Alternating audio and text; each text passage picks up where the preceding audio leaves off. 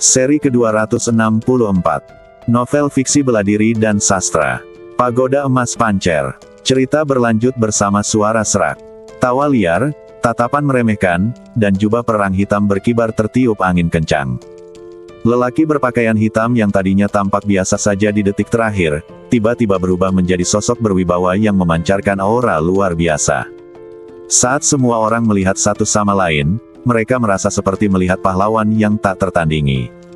Pihak lainnya adalah salah satu dari dua penguasa Beixiaozu, Kaisar Abadi Berwajah Seribu. Itu adalah Kaisar Abadi Berwajah Seribu, itu benar-benar dia. Tidak heran kekuatannya begitu mengerikan. Semua orang di Istana Phoenix Ilahi tidak bisa menyembunyikan kekaguman di wajah mereka. Di belakang Taiyu Huang, Feng Jiu, Yin Yaner dan yang lainnya juga tiba dengan cepat. Ketika mereka melihat sosok yang mendominasi itu, kesungguhan yang mendalam muncul di mata mereka. Kaisar Abadi Berwajah Seribu benar-benar datang. Dan itu datang begitu cepat. Angin bertiup kencang, awan-awan bergulung-gulung, langit berubah warna, dan perasaan tertekan yang dibawa oleh Kaisar Abadi Berwajah Seribu bagaikan awan gelap, menggantung di atas kepala semua orang. Kaisar Abadi Berwajah Seribu, kau membunuh orang-orang di Istana Phoenix Ilahiku. Kau benar-benar tidak menghormatiku, tanya Ratu Taiyu Huang dengan dingin. Kaisar Abadi Berwajah Seribu mensibir, Ratu Taiyu Phoenix, sejak kematian Kaisar Abadi terlarang, aku belum menyentuh sehelai rumput pun, satu orang pun, atau satu binatang pun di alam Phoenixmu. Dan kau, di sisi lain, telah menyewa orang untuk berurusan dengan putraku Hao Qianjue di medan perang Jiushu. Apakah kau pikir kau memiliki kemampuan untuk bersaing denganku? Semua orang terkejut. Alasan mengapa Kaisar Abadi Seribu Wajah datang ke sini hari ini memang untuk Hao Qianjue. Di mana lelaki bernama Xiao Nunu itu? Suruh dia keluar dari sini, teriak Kaisar Abadi Berwajah Seribu dengan tegas. Suara gemuruh itu bergema hingga ribuan mil, membuat darah semua orang mendidih dan gendang telinga mereka sakit. Ratu Taiyu Phoenix berkata dengan dingin, konflik antara Xiao Nunu dan Tuan Muda Hao Qianjue adalah masalah pribadi mereka. Konflik antara orang-orang muda harus diselesaikan sendiri. Sebagai penguasa Provinsi Beixiao, tidakkah kamu tampak terlalu berpikiran sempit untuk mengambil tindakan secara pribadi? Hahaha. Kaisar Abadi Seribu Wajah tertawa terbahak-bahak. Dia mengangkat tangannya dan menunjuk ke arah Ratu Taiyu Phoenix dan berkata, kamu berani memberiku pelajaran.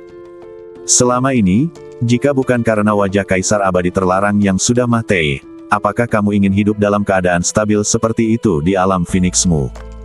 Aku katakan kepadamu, aku dapat memberimu stabilitas di alam Phoenixmu, tetapi aku juga dapat membuat alam Phoenixmu menjadi sungai darah. Duar.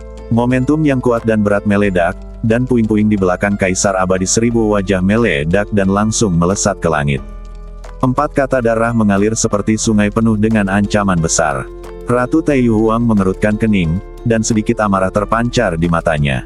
Jika Kaisar Abadi terlarang masih hidup, bagaimana mungkin kau begitu sombong di hadapanku? Jadi dia sudah mati. Kaisar Abadi Seribu Wajah berbicara dengan nada sarkastis. Ia berkata dengan nada menghine, nama Kaisar Abadi terlarang telah lama terkubur dalam sejarah Provinsi Beixiao. Sekarang, hanya ada dua penguasa di Provinsi Beixiao, Kaisar Abadi Jahat Berapi-api dan aku.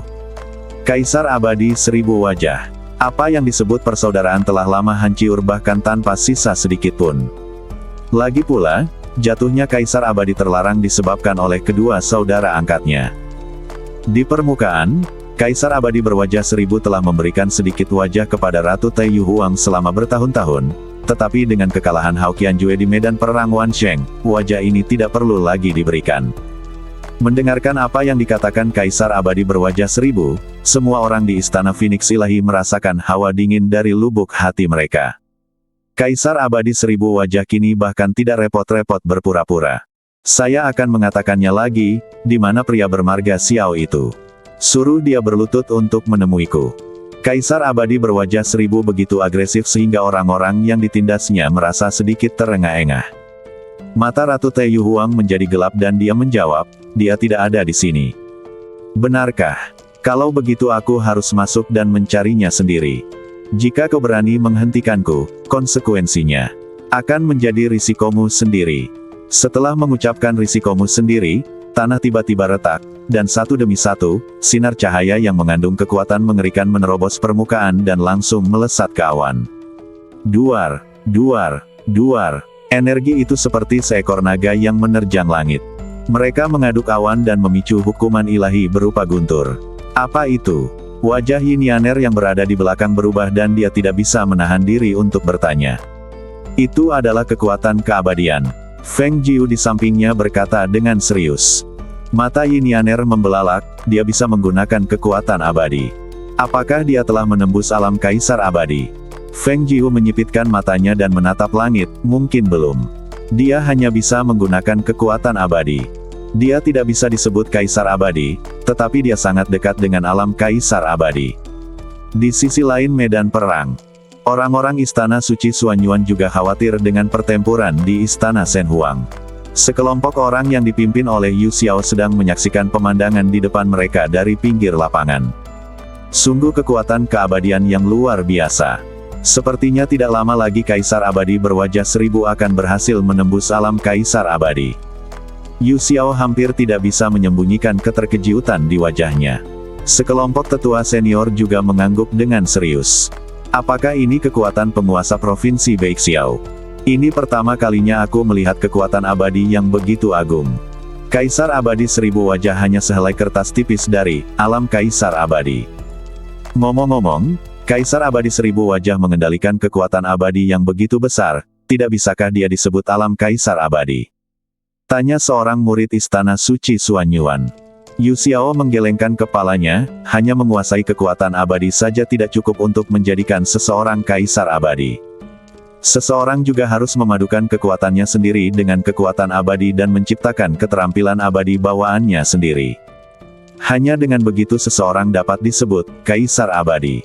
Dari apa yang dapat kita lihat sekarang, meskipun kekuatan abadi Kaisar Abadi seribu wajah kuat, tingkat integrasi dengan kekuatannya sendiri tidak cukup menyeluruh, jadi seharusnya sedikit kurang. Begitu. Duar. Kekuatan abadi tumbuh semakin kuat. Di atas kepala Kaisar Abadi berwajah seribu, terbentuklah sebuah formasi sihir abadi yang megah. Kesempatan terakhir. Ratu Taiyu Phoenix mendengus dingin, tempatmu berdiri sekarang adalah alam Phoenix. Itu tidak akan lama lagi. Saat dia berbicara, Kaisar Abadi berwajah seribu membuka kelima jarinya dan menunjuk ke langit. Formasi abadi yang agung itu mengumpulkan semua kekuatan abadi dan kemudian mengubahnya menjadi seberkas cahaya yang menakutkan. Kaisar Abadi berwajah seribu mensibir dan berkata, tempat ini akan menjadi reruntuhan. Semua orang merasa ngeri. Saat kata-kata itu terucap, Kaisar Abadi seribu wajah mengayunkan lengannya ke bawah, dan dalam sekejap, seberkas cahaya melesat menuju pusat istana Phoenix Ilahi. Ini adalah serangan kekuatan abadi murni. Meskipun ini bukan teknik abadi bawaan, tidak ada yang berani meremehkan kekuatannya.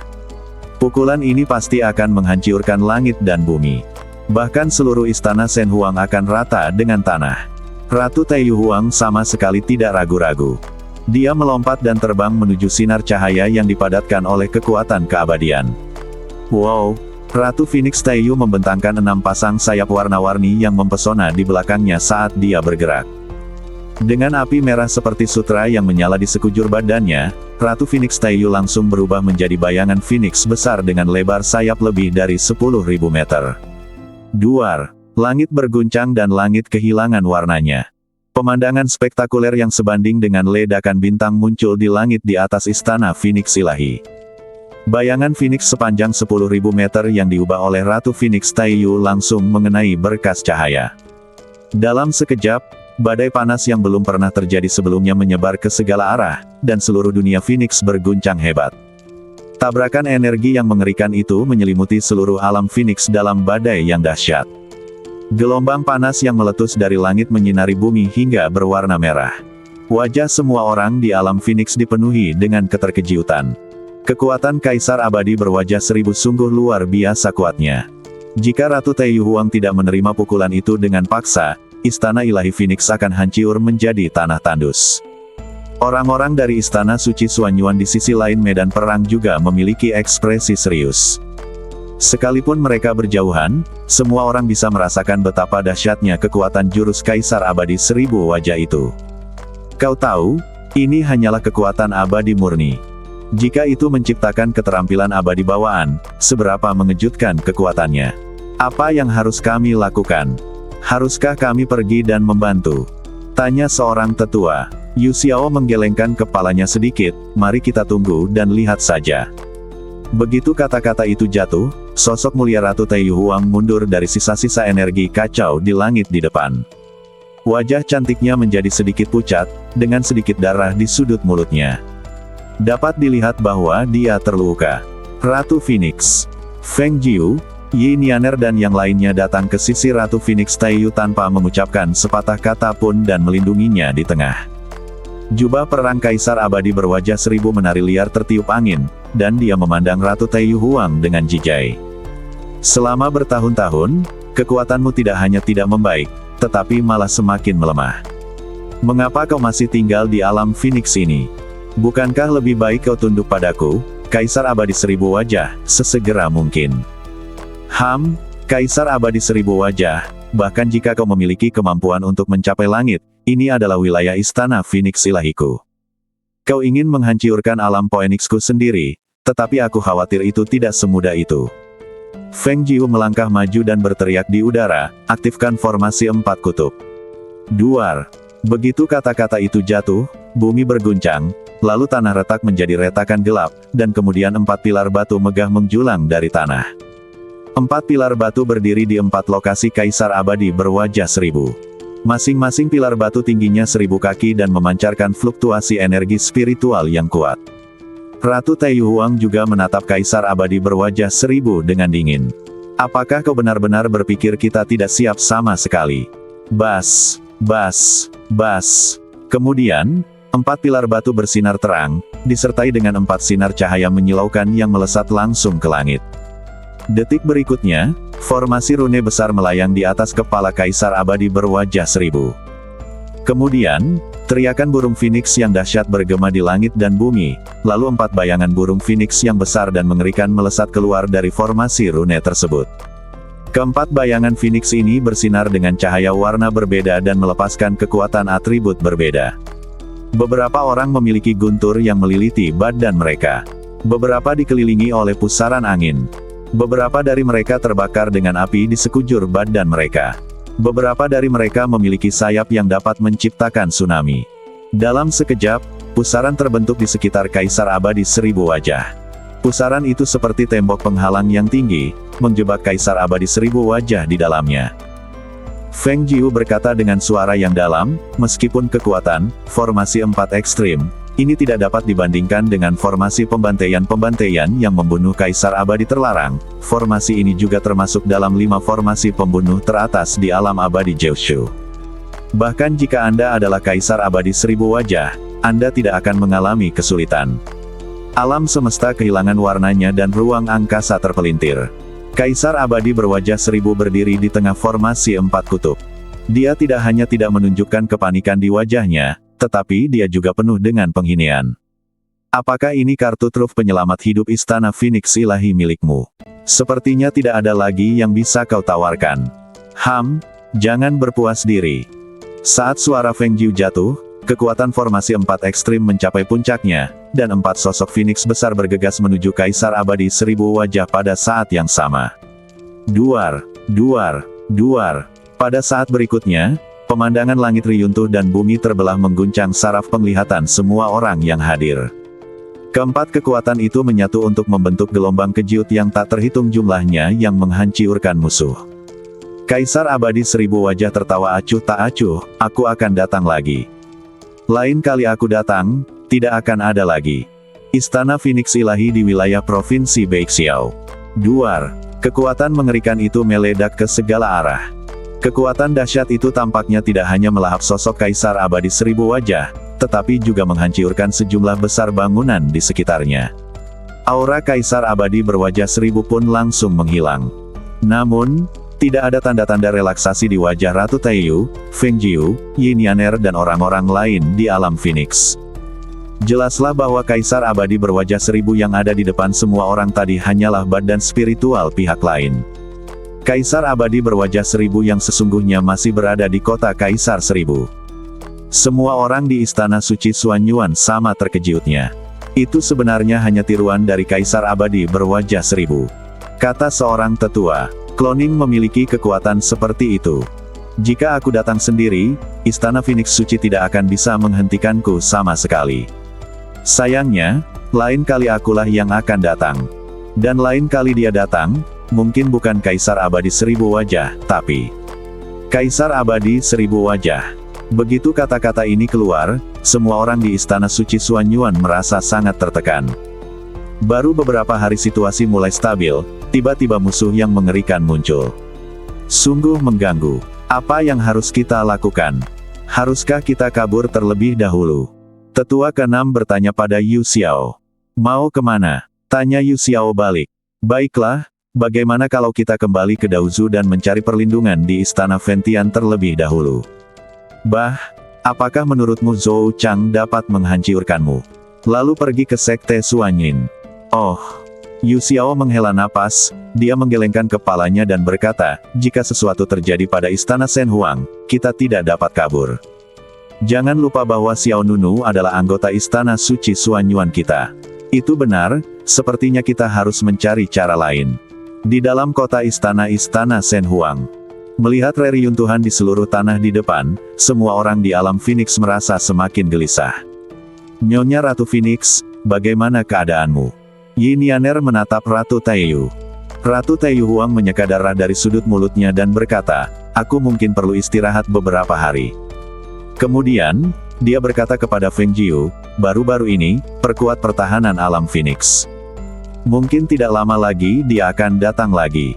Feng Jiu mengangguk dengan sungguh-sungguh, tenanglah dan pulihkan dirimu, aku akan mengurus masalah di alam Phoenix.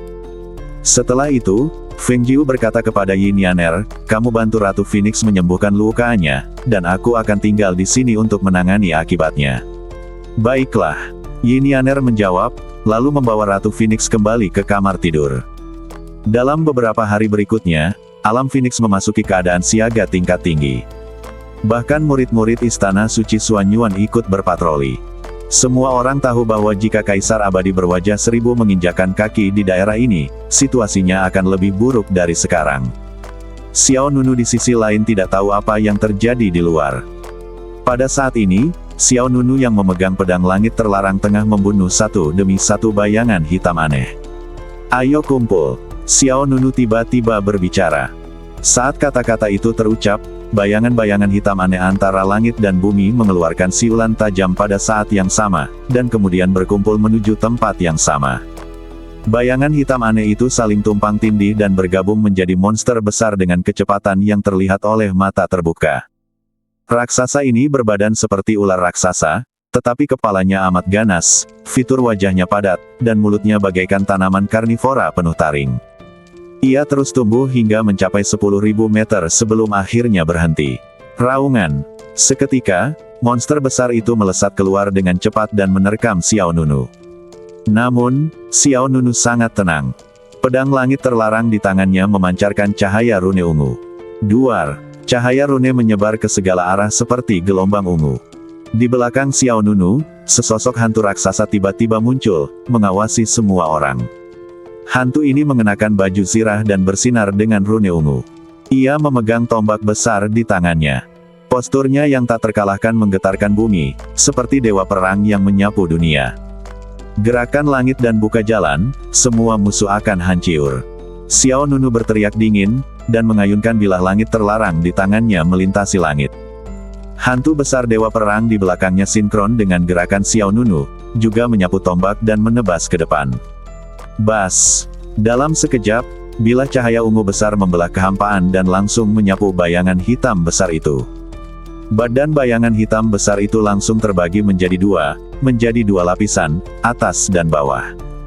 Lapisan atas dan bawah dengan cepat terpotiong, dan dalam proses pemisahan, badan sepanjang 10.000 meter itu seperti bola air yang meledak, hancur berkeping-keping.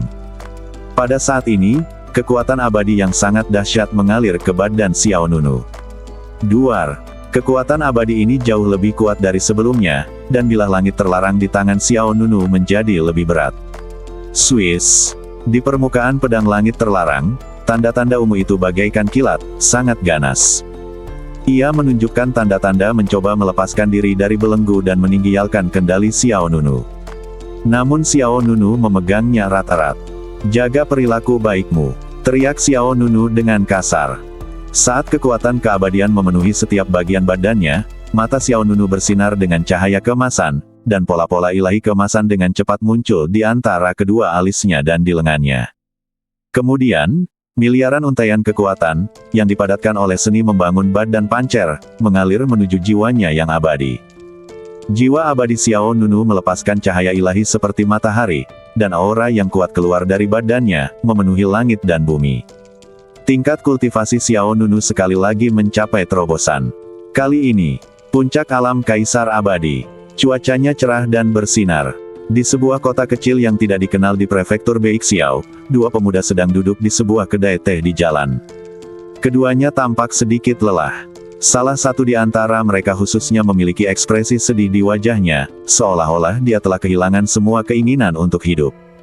Sepasang saudara yang dalam kesusahan itu tak lain adalah Ji Guanlan dan Zhou Songyin, yang kabur dari istana surga terbakar beberapa waktu lalu.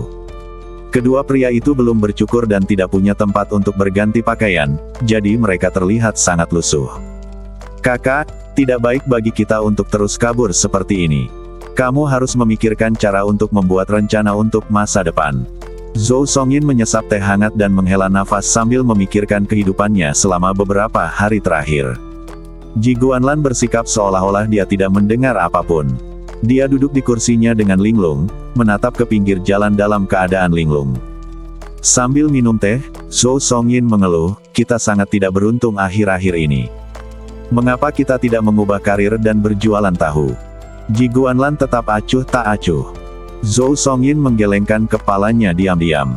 Dia tahu bahwa apa yang terjadi selama ini merupakan pukulan yang sangat berat bagi Ji Guanlan, jadi dia hanya diam dan berhenti mengeluh. Saat itu, beberapa orang mengenakan jubah pedang seragam berjalan di pinggir jalan.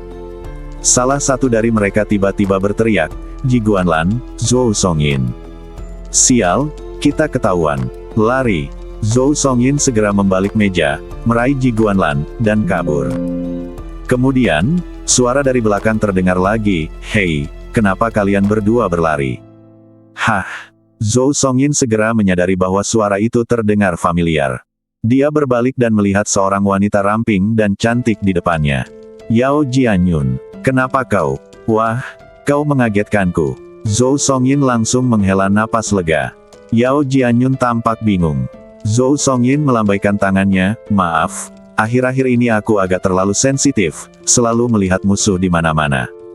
Yao Jianyun bahkan lebih bingung, "Apa maksudmu? Mengapa kalian berdua terlihat seperti ini?" Saat dia berbicara, dia tanpa sadar menatap Ji Guanlan. Ji Guanlan dulunya bermartabat, tampan dan elegan, tetapi sekarang dia tidak terawat dan tidak rapi. Yao Jianyun menatap mereka berdua untuk waktu yang lama sebelum dia yakin bahwa itu adalah mereka. Zhou Songyin menggelengkan kepalanya dan berkata, "Oh, jangan bahas itu, jangan bahas itu." Zhou Songyin langsung bertanya kepada pihak lain, "Mengapa kamu di sini? Apakah kamu akan menjalankan misi?" Yao Jianyun tidak datang sendirian kali ini, ada beberapa anggota staf Jiange di sampingnya. Jiange juga merupakan kekuatan Daozu, tetapi tempat ini berada di Beixiaozu, jadi mereka pasti punya misi. "Ini adalah misi. Kami mengikuti perintah Master Pavilion untuk pergi ke kota Qianhuang untuk menghadiri pernikahan," kata Yao Jianyun. Pada saat yang sama, sorot matanya saat menatap Ji Guanlan juga sedikit berubah. "Kota Seribu Kaisar." Zhou Songyin bertanya dengan santai, "Apakah Kaisar Abadi Seribu Wajah akan mengambil selir?" "Apa? Bukan Kaisar Abadi Seribu Wajah. Oh, lalu siapa? Hao Qianjue dan Jiu Yue Yuan." "Hah?" Zhou Songyin tertegun sejenak, "Ya, bagaimana mungkin aku bisa melupakan ini?" Ji Guanlan di sebelahnya juga tiba-tiba bereaksi. Dia mengangkat kepalanya dan menatap Yao Jianyun dengan heran, "Kau, apa yang kau katakan? Hao Qianjue dan Jiu Yue Yuan akan menikah?" Yao Jianyun mengangguk, kupikir kalian semua tahu. Ji Guanlan mengerutkan kening, suasana hatinya tampak lebih berat. Setelah hening sejenak, dia bertanya, lalu, apakah orang bernama Xiao tahu? Yao Jianyun menggelengkan kepalanya dengan lembut, aku tidak tahu apakah Xiao Nunu tahu tentang ini.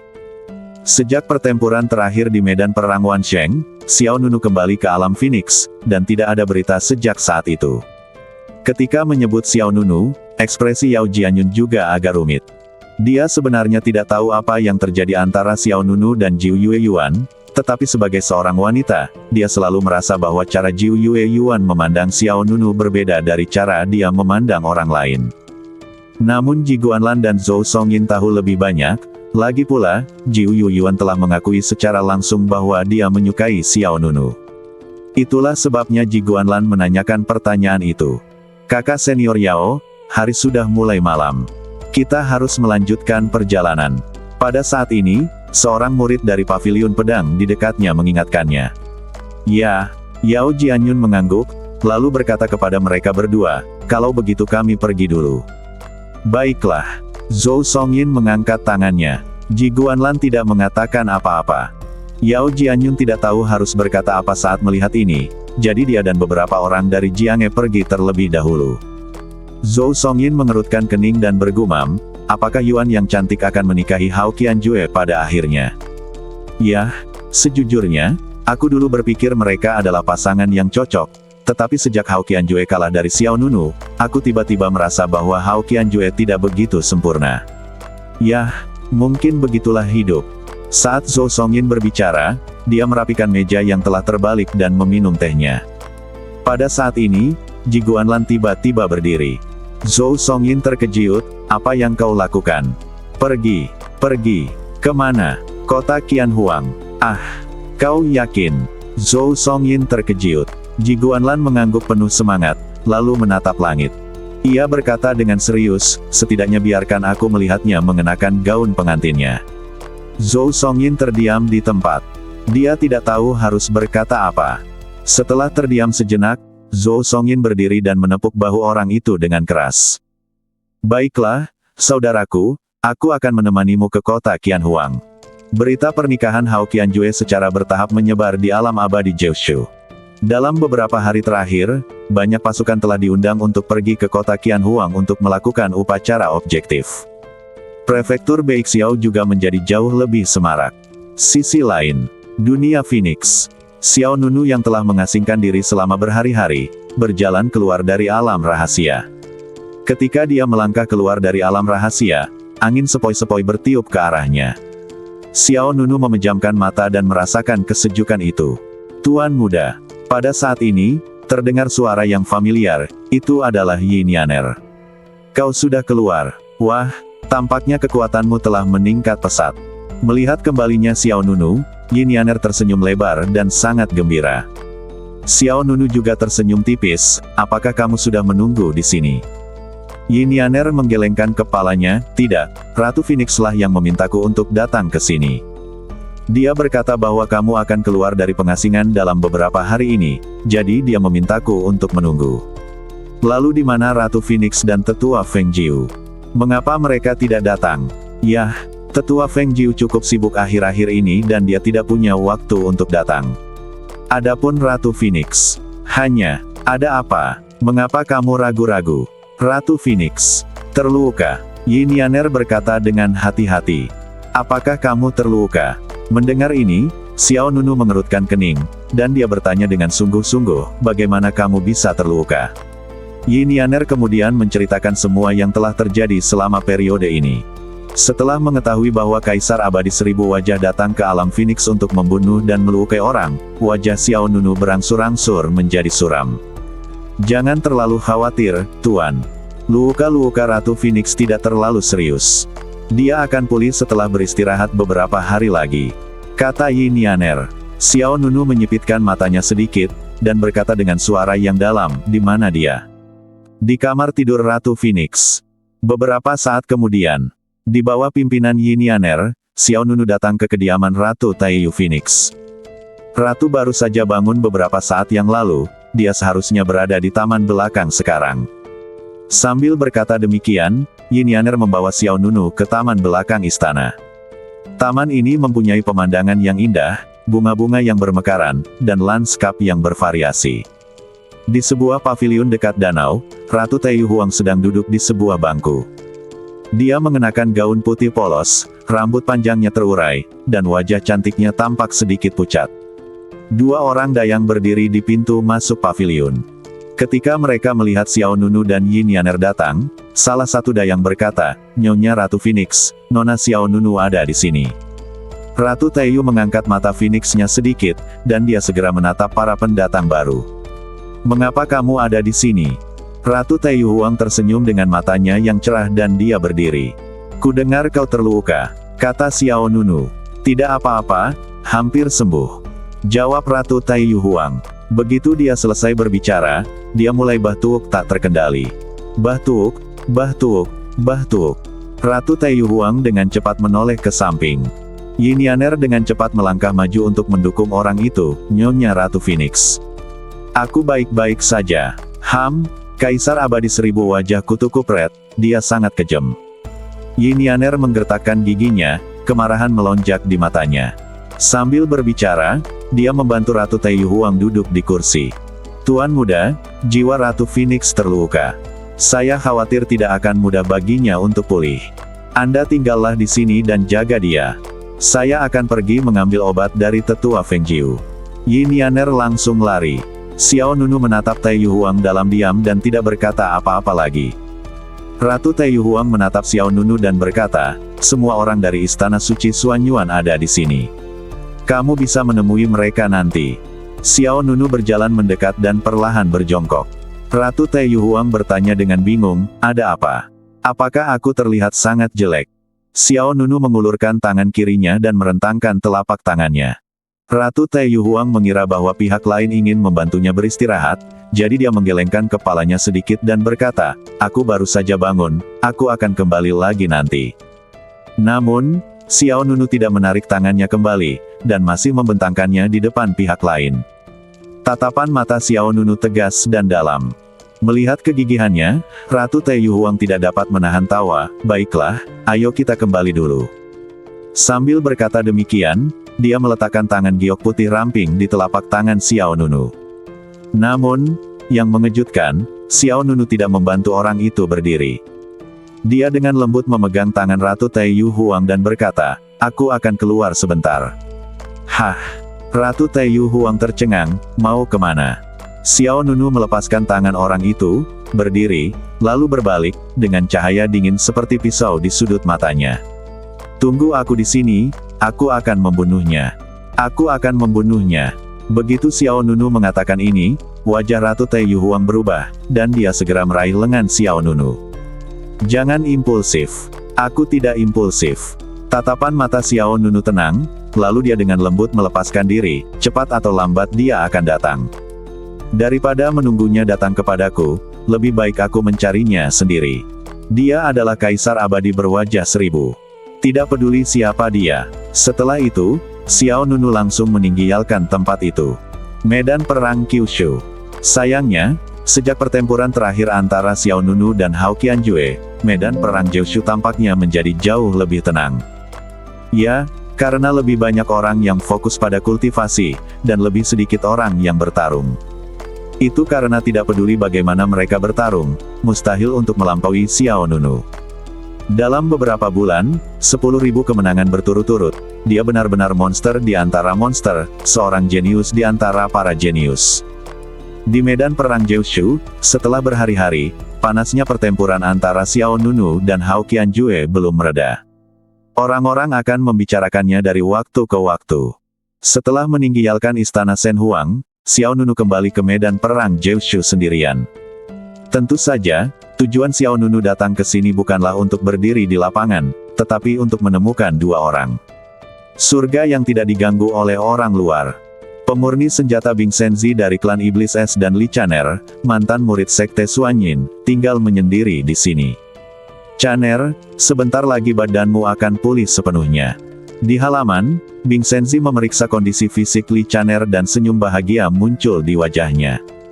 Li Chaner tersenyum dan berkata, saya harus berterima kasih kepada adik perempuan Yuan dan tuan muda Xiao Nunu. Saya ingin tahu bagaimana keadaan mereka berdua sekarang. Bing Senzi hendak menjawab ketika alisnya terangkat. Lihat, Anda baru saja menyebutkan orang dan mereka ada di sini. Oh, siapa di sini? Begitu kata-kata itu terucap, angin dingin yang berkabut bertiup dari luar, dan kemudian sesosok pemuda dengan sikap yang luar biasa muncul di hadapan mereka. Tuan Xiao Nunu, bagaimana keadaanmu?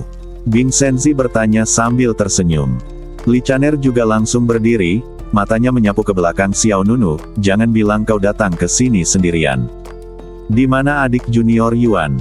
Xiao Nunu menggelengkan kepalanya sedikit, aku datang ke sini sendirian, dan aku akan segera pergi. Sangat cemas. Bing Senzi sedikit terkejut, lalu dia mengerti sesuatu, dia bertanya, tujuan kedatanganmu ke sini adalah untuk mendapatkan Tai Sang Feng Hua, kan? Ya, Xiao Nunu mengiyakan. Ketika Xiao Nunu dan Jiu Yue Yuan meninggalkan tempat ini, Bing Senzi berjanji akan terus membangun Tai Sang Feng Hua untuk Xiao Nunu. Sekarang setelah beberapa bulan berlalu, saya seharusnya bisa mendapatkan sesuatu. Bing Senzi tidak samar-samar berkata, sudah disiapkan untukmu. Sambil berkata demikian, Bing Senzi mengangkat tangannya dan melambaikannya. Tiba-tiba, cahaya pedang yang terang menyala, lalu sejumlah pedang Tai Sang Feng Hua yang tajam dan berkilauan berjejer di tanah di depannya. 24. Aku membuatnya beberapa hari ini. Kata pihak lainnya. Sebuah cahaya melintas di mata Xiao Nunu, terima kasih atas kerja kerasmu, senior. Setelah mengatakan itu, Xiao Nunu langsung memasukkan 24 pedang Tai Sang Feng Hua baru di depannya ke dalam tasnya. Apakah kamu akan pergi sekarang? Tanya Bing Senzi. Baiklah, aku punya beberapa hal penting yang harus kulakukan, jadi aku tidak bisa tinggal lebih lama lagi. Aku akan datang dan berbicara dengan kalian berdua setelah aku menyelesaikan ini. Xiao Nunu menggenggam kedua tangannya untuk mengungkapkan rasa terima kasihnya. Mata indah Li Chaner menunjukkan sedikit riak. Dia melangkah maju dan berkata, dibandingkan dengan terakhir kali kita bertemu, kultivasimu tampaknya telah meningkat pesat. Kamu seharusnya telah menembus alam kaisar abadi, kan? Bing Senzi terkejut. Alam kaisar abadi? Apakah secepat itu? Kecepatan kultivasi macam apa itu? Xiao Nunu tidak menyangkal, iya. Jadi, apa yang akan kau lakukan selanjutnya? Pembunuhan. Jawab Xiao Nunu dengan tenang. Bing Senzi dan Li Chaner saling berpandangan dan melihat keterkejutan di mata masing-masing. Setelah hening sejenak, Bing Senzi mengangguk, saya mengerti. Xiao Nunu tidak mengatakan apa-apa lagi. Dia mengangguk pada mereka berdua, lalu berbalik dan pergi. Xiao Nunu tidak berniat meminta bantuan Bing Senzi dan Li Chaner. Tentu saja keduanya tidak berniat menemaninya. Bagaimanapun, kita akhirnya telah mengakhiri pertikaian di dunia luar dan memperoleh kedamaian yang kita miliki saat ini. Bagaimana kita dapat dengan mudah terlibat dalam dunia lagi? Aku ingin tahu siapa yang ingin dia bunuh. Bing Senzi berkata dalam hati. Li Chaner menghela napas, melihat penampilannya, orang itu pasti bukan orang biasa. Aku semakin khawatir dengan junior sister Yuan. Bencana hidup dan mati kedua orang ini mungkin akan segera meletus. Saat itu, setidaknya salah satu dari mereka akan terluka. Apakah menurutmu orang itu adalah Nona Yuan? Yah, jangan lihat penampilan junior sister Yuan yang dingin. Dia sebenarnya orang yang sangat lembut hatinya. Akan sangat beruntung jika dicintai olehnya. Tapi, Li Chaner menarik napas dalam-dalam dan menatap punggung Xiao Nunu yang semakin menjauh. Aku takut seseorang akan mengecewakannya. Bing Senzi tertawa datar dan tidak mengatakan apa-apa. Di dunia ini, ada dua hal yang paling sulit dipahami, satu adalah hati manusia, dan yang lainnya adalah perasaan. Sekalipun dia orang paling bijak di dunia, dia hanya bisa merencanakan hati orang, tapi tidak emosinya. Setelah memperoleh 24 pedang Tai Sang Feng Hua baru, Xiao Nunu meninggalkan medan perang Jiushu. Tidak ada pemberhentian selama periode ini. Di sisi lain, di langit di atas negeri dongeng 9 langit, sebuah kapal perang terbang yang sangat mewah tengah melintasi awan. Gaya kapal perang terbang ini seperti loteng bertingkat. Pada saat ini, di pintu lantai atas loteng, dua pembantu mengetuk pelan. Nona, kita sudah sampai di Provinsi Beixiao. Kita akan sampai di kota Qianhuang dalam beberapa jam lagi. Apakah Anda ingin memilih pakaian untuk pesta? Seorang pelayan bertanya dengan lembut. Kemudian, terdengar suara malas dari dalam, kalian berdua boleh melakukan apapun yang kalian mau. Pokoknya, aku cantik dan aku terlihat bagus dalam hal apapun. Kedua pelayan itu saling tersenyum, dan pelayan lainnya berkata, Nona, Anda terlihat bagus dengan apapun yang Anda kenakan, tetapi acara ini lebih formal. Banyak tokoh penting dari negeri dongeng Jiuzhou akan hadir. Anda mewakili kamar dagang keluarga Luo kami, jadi lebih baik bersikap lebih formal. Kami sarankan Anda mencoba beberapa potiong pakaian lagi dan memilih yang terbaik. Oh, saya akan pergi nanti. Suara di dalam terdengar sedikit tidak sabar. Kedua pembantu itu tidak dapat berbuat apa-apa, jadi mereka terpaksa menyerah. Kalau begitu kami akan kembali lagi nanti. Kemudian, kedua pelayan itu pergi terlebih dahulu. Di dalam ruangan, seorang wanita cantik berpakaian santai sedang duduk di meja, menyeka pedang di tangannya. Dia membersihkannya dengan sangat hati-hati, tidak membiarkan setitik debu pun menempel di atasnya. Di sampingnya ada kotak pedang. Kotak pedang itu terletak di tanah, terbuka ke kedua sisi seperti kipas lipat. Ada banyak pedang di dalam kotak itu. Pedang-pedang ini memiliki gaya yang berbeda dan memiliki atribut kekuatan yang berbeda. Alih-alih menjadi senjata, pedang-pedang ini lebih seperti karya seni yang dapat dikoleksi. Wanita itu tak lain adalah Luo Yan, wanita fanatik pedang terkenal di Akademi Tiandao. Langit itu luas, bumi itu luas, namun di dalam hatinya, tidak sebesar pedang. Apa gunanya pergi ke kota Qianhuang untuk menghadiri pernikahan? Bagaimana mungkin itu lebih penting daripada pedangku? Setelah Luo Yan menyeka pedang di tangannya, dia mengayunkannya dengan ringan, dan suara pedang yang keras tiba-tiba memenuhi udara. Setelah itu, Luo Yan mengembalikan pedang itu ke kotak pedang, lalu mengeluarkan pedang panjang yang dikelilingi bayangan berwarna tinta. Taisang Fenghua, benar-benar pria yang tampan. Sayang sekali nilainya terlalu rendah. Akan sangat bagus jika aku bisa mengumpulkan pedang sebanyak Xiao Nunu. Luo Yan menatap pedang di tangannya dengan cemberut. Adegan di medan perang Wansheng beberapa waktu lalu muncul di benaknya. Saat itu, Xiao Nunu mengendalikan 32 pedang Taisang Fenghua sendirian. Adegan itu sungguh menakjubkan. Di sisi lain, Luo Yan hanya memiliki pedang yang menyedihkan. Pada saat ini, terdengar ketukan lain di pintu. Bukankah aku sudah bilang padamu untuk datang dan mencoba pakaian nanti? Kenapa kau mengetuk pintu lagi? Luo Yan mengerutkan kening, sedikit marah. Tidak ada seorang pun berbicara di luar pintu, dan terdengar dua ketukan lagi di pintu sebagai tanggapan terhadap Luo Yan. Jika kau mengetuk pintu lagi, aku akan mulai memarahimu, kata Luo Yan. Pihak lainnya tidak meneruskan ketukannya, tetapi dilihat dari proyeksi di pintu dan jendela, tampak jelas bahwa dia belum pergi. Luo Yan segera pergi membuka pintu dengan pedang di tangannya. Apakah kamu menyebalkan? Kamu, berderit. Pintu terbuka, dan sedetik kemudian, sosok muda dan tampan muncul di depan mata Luo Yan. Kenapa kamu? Melihat sosok di luar pintu, mata Luo Yan berbinar, dan ketidaksabaran di wajahnya langsung berubah menjadi sedikit terkejut. Orang yang datang adalah Xiao Nunu. Maaf mengganggu. Xiao Nunu mengangguk sedikit. Jangan ganggu aku, jangan ganggu aku. Luo Yan jelas senang dengan kedatangan Xiao Nunu. Keduanya memiliki topik yang sama. Tentu saja, yang terpenting adalah Xiao Nunu memiliki keanggunan yang luar biasa. Saat dia mengundang Xiao Nunu ke dalam ruangan, dia bertanya, bagaimana kamu menemukan tempat ini? Dan kamu dapat menemukan lokasiku dengan sangat akurat. Ada induksi tertentu antara Taisang Fenghua. Aku menemukanmu berdasarkan induksi mereka.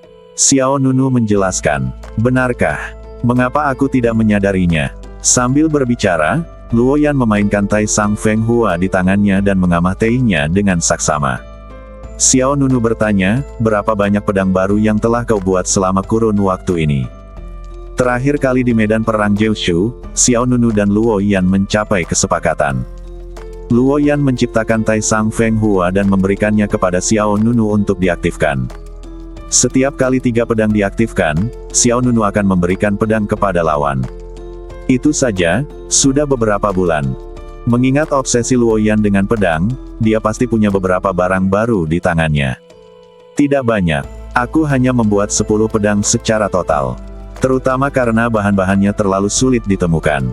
Aku telah menghabiskan semua, Mohun Tianjin dan Yuoping Xianxi, di inventaris kamar dagang. Aku telah banyak dimarahi karena ini, kata Luoyan tanpa daya. Kilatan melintas di mata Xiao Nunu, dan dia bertanya, apakah kamu membawa 10 pedang baru itu? Ya, aku membawa. Berikan padaku. Oke, Luoyan sangat lugas. Dia mengeluarkan senjata ajaib penyimpanan berbentuk cincin dan menyerahkannya kepada Xiao Nunu, semuanya ada di dalamnya. Xiao Nunu memindainya dengan indera spiritualnya, dan memang ada 10 pedang Tai Sang Feng Hua yang baru dibuat di dalamnya. Bersama dengan 24 pedang yang dibuat oleh Bing Senzi, total ada 34 pedang baru. Xiao Nunu sendiri masih memiliki 32 pedang. Jumlahnya, 66. Tingkat ke-7 Sutra Pedang Taisang memerlukan 64 Taisang Feng Hua untuk diaktifkan. Cukup, kata Xiao Nunu diam-diam. Tidak hanya cukup, tetapi ada juga 2 pedang tambahan. Luoyan menatap Xiao Nunu penuh harap, sepasang matanya yang bening membara penuh gairah.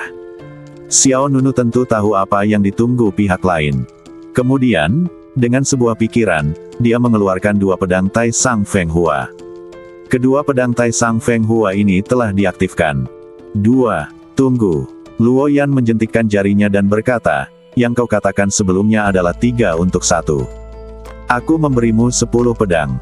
Bahkan jika kau tidak memberiku 4 pedang, setidaknya kau bisa memberiku 3 pedang, kan?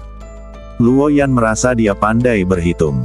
3 untuk 1, yang berarti kali ini dia memberi Xiao Nunu pedang baru tambahan. Jika Xiao Nunu hanya memberinya 2 pedang, itu akan menjadi penghinaan terhadap kecerdasannya. Namun Xiao Nunu berkata, aku akan membayarmu sisanya dulu, dan lain kali akan kuberikan padamu. Tidak, Luoyan sangat tidak puas. Ia menatap Xiao Nunu dan berkata, kamu harus jujur dalam berbisnis. Ini bisnis kecil dan aku tidak menjual secara kredit. Secara total, Xiao Nunu memiliki 66. Tetapi jika 3 pedang dihilangkan, jumlahnya menjadi 63. 63 pedang tertinggi tidak cukup untuk mengaktifkan tingkat ke-7 kitab suci pedang tertinggi. Untungnya, Xiao Nunu sudah siap. Dia segera mengeluarkan sebuah gulungan dan menyerahkannya kepada pihak lain. Ini untukmu. Ini bunga dari kreditku. Apa ini? Luoyan bingung. Xiao Nunu menjawab, metode kultivasi tingkat pertama hingga ketiga dari Sutra Pedang Tertinggi. Sutra Pedang Taisang. Itu adalah teknik pedang yang setara dengan Feng Hua tertinggi. Lagi pula, kau tidak dapat melepaskan kekuatan terkuat dari Feng Hua tertinggi hanya dengan pedang. Namun, dengan serangkaian teknik pedang ini, itu berbeda. Kau dapat mengerahkan kekuatan Feng Hua tertinggi secara ekstrim. Mendengar ini, Luoyan langsung senang. Dia segera mengambil gulungan itu dari tangan Xiao Nunu. Kau orang yang baik, tapi tidak bisakah kau memberiku beberapa level lagi? Jurus pedang di 3 level pertama sama sekali tidak menantang bagiku. Jangan khawatir. Sutra Pedang Taisang ini memiliki persyaratan untuk jumlah Taisang Feng Hua. Jika jumlah pedang tidak cukup, kau tidak dapat berlatih jurus pedang selanjutnya. Benarkah? Ya, jika kau menginginkan jurus pedang selanjutnya, kau harus memperoleh lebih banyak Taisang Feng Hua. Ada makna lain di balik kata-kata Xiao Nunu. Jika Luoyan ingin memperoleh lebih banyak Taisang Feng Hua, ia harus memberi Xiao Nunu lebih banyak pedang daripada dirinya. Toh, 3 untuk 1. Jika Luoyan menginginkan pedang, ia harus memberikan Xiao Nunu 3 pedang. Jika dia menginginkan 100 pedang, dia harus memberikan Xiao Nunu 300 pedang. Lagi pula, Wall berasal dari domba. 3 tingkat pertama gerakan pedang dalam pedang Taisang klasik disalin oleh Xiao Nunu dari aslinya. Tampaknya menguntungkan Luoyan, tetapi sebenarnya tujuan utamanya adalah untuk mendapatkan lebih banyak manfaat. Gerakan pedang ini memang hebat. Luoyan hanya membolak-balik isi gulungan itu, lalu berkompromi. Dia berkata, baiklah, kalau begitu aku akan membiarkanmu berutang uang padaku terlebih dahulu, tetapi buatlah kesepakatan, ini tidak akan terjadi lagi. Lain kali, kau harus mengembalikan apa yang kau berutang padaku kali ini. Baiklah, ini tidak akan terjadi lagi. Xiao Nunu mengangguk sedikit. Luoyan tersenyum senang. Dia mengambil dua pedang Tai Sang Feng Hua dan memasukkannya ke dalam kotak pedang dengan gembira. Suatu hari, aku akan mengisinya semua. Kemudian, dia berbalik ngomong-ngomong, apakah kamu juga akan pergi ke kota Qianhuang untuk menghadiri pernikahan Hao Qianjue? Pernikahan? Ya, pernikahan Hao Qianjue dan Jiu Yue Yuan. Kudengar Jiu Yue Yuan adalah wanita tercantik di Dahusu. Kamar dagang keluarga Luo kita akan diundang, kata Luo Yan dengan santai. Kilatan dingin terpancar dari mata Xiao Nunu, dan dia berkata dengan dingin, aku memang akan pergi ke kota Qianhuang, tetapi bukan untuk menghadiri pernikahan. Apakah kamu tidak akan menghadiri pernikahan? Lalu apa yang akan kamu lakukan? Luo Yan menatap Xiao Nunu dengan rasa ingin tahu. Sebelum Xiao Nunu dapat bertanya lebih lanjut, terdengar suara langkah kaki di luar pintu. Kemudian seorang wanita tua berteriak dari luar pintu, Nona, saya dengar dari Ayue dan yang lainnya bahwa Anda menolak untuk mencoba pakaian. Bibi Liu, saya akan ke sana dan mencobanya nanti. Luo Yan berhenti berbicara dengan Xiao Nunu dan berkata kepada wanita di luar pintu. Pihak lain menjawab, kali ini kamu tidak hanya mewakili citra kamar dagang keluarga Luo, tetapi juga citra Akademi Tiandao.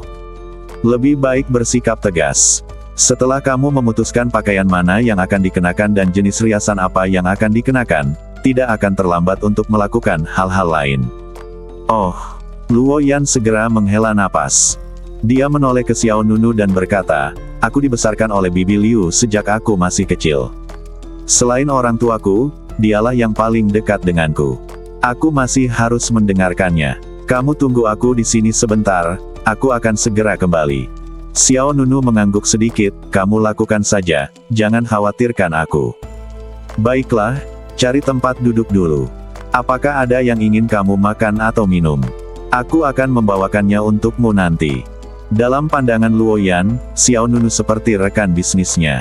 Tidak hanya saya bisa mendapatkan Feng Hua tertinggi darinya, tetapi saya juga bisa mempelajari gerakan-gerakan dari pedang klasik tertinggi. Saya sangat senang. Xiao Nunu menggelengkan kepalanya, tidak perlu. Baiklah, aku akan datang nanti. Kemudian, Luo Yan berlari keluar ruangan terlebih dahulu. Bibi Liu yang ada di luar hendak mendorong pintu hingga terbuka, dan ketika dia melihat orang lain keluar, dia tidak dapat menahan diri untuk bertanya, Nona, dengan siapa Anda berbicara? Rekan bisnis, jawab Luo Yan. Rekan bisnis. Bibi Liu sedikit bingung. Dia menjulurkan kepalanya dan melihat ke dalam rumah, tetapi ditarik kembali oleh Luo Yan. Bibi Liu, kita coba baju dulu. Setelah berkata demikian, Luo Yan menutup pintu dan menarik Bibi Liu pergi. Bibi Liu jelas masih sedikit khawatir, apakah rekan bisnismu orang yang baik? Tentu saja dia orang yang baik, dan orang yang baik pula. Setelah mendapatkan kitab pedang Tai Sang, penilaian Luo Yan terhadap Xiao Nunu membaik lagi. Dia percaya bahwa selama keduanya terus bekerja sama, suatu hari dia akan dapat mengumpulkan semua Tai Sang Feng Hua yang dia butuhkan, dan juga mendapatkan isi dari tingkat selanjutnya dari kitab pedang Tai Sang. Bibi Liu menggelengkan kepalanya dan berkata, jangan tertipu. Jangan khawatir, aku hanya tertipu sesekali. Sebagian besar waktu, aku sangat pintar. Di dalam ruangan, suara Luo Yan dan Bibi Liu berangsur-angsur memudar. Xiao Nunu melihat sekeliling. Ruangan di dalam sangat luas.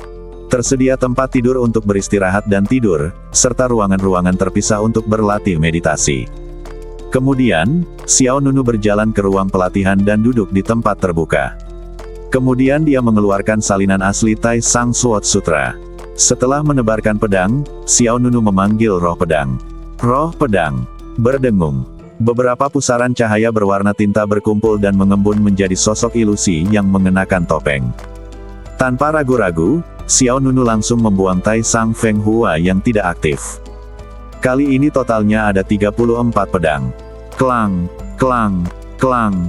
Deretan pedang indah melayang di depan roh pedang, memancarkan cahaya tajam. Bing Senzi memiliki 24 di antaranya. 10 pedang di sini karya Luo Yan. Kelihatannya cukup berdampak secara visual. Roh pedang itu tidak menolak, juga tidak mengajukan pertanyaan apapun. Keberadaannya adalah untuk mengaktifkan kemuliaan tertinggi yang baru diciptakan bagi Xiao Nunu. Langkah-langkahnya masih sama seperti sebelumnya. Dengan bantuan roh pedang, satu demi satu Tai Sang Feng Hua diaktifkan. Dalam sekejap, seluruh ruangan dipenuhi suara pedang yang keras. Selesai, kata roh pedang. Terima kasih, kata Xiao Nunu, meskipun pihak lain adalah roh pedang yang tidak memiliki emosi. Setelah itu, Xiao Nunu mengeluarkan 30 pedang Tai Sang Feng Hua lainnya. Tiba-tiba, 64 pedang Tai Sang Feng Hua menutupi tanah di depan. Mereka berdiri bersama, membentuk lingkaran yang indah. Ribuan cahaya pedang saling bersilangan, dan fluktuasi energi Tai Sang Feng Hua melampaui yang sebelumnya. Bang! Seluruh ruangan bergetar sedikit, bahkan 2 pedang Tai Sang Feng Hua yang diberikan kepada Luo Yan tadi pun bereaksi. Responsnya menjadi semakin kuat, bahkan semua pedang yang tersembunyi di kotak pedang Luo Yan mengeluarkan nyanyian pedang rendah. Bagaimana ini bisa terjadi? Xiao Nunu bertanya dengan bingung. Roh pedang itu menjawab, karena pedang abadi tingkat 9 akan segera hadir ke dunia. Pupil mata Xiao Nunu sedikit mengecil. Saat dia selesai berbicara, 64 pedang Tai Sang Feng Hua di depannya semuanya berkumpul menuju ke tengah.